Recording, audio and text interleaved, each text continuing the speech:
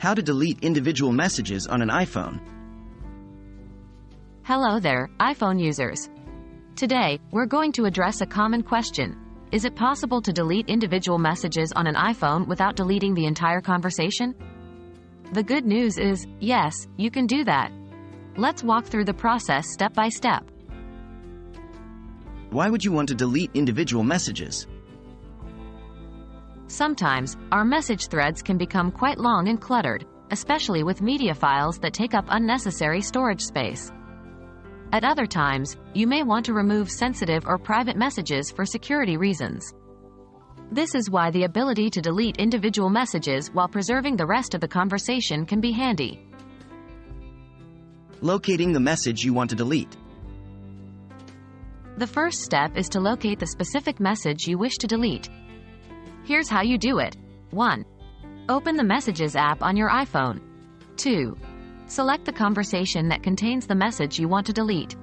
3. Scroll through the conversation until you find the specific message.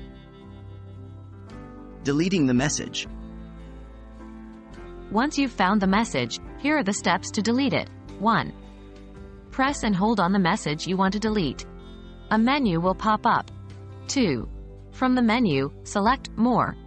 This will bring up a new screen with circles next to each message in the conversation. 3. Tap on the circle next to the message you want to delete. A blue check mark will appear, indicating the message is selected. 4.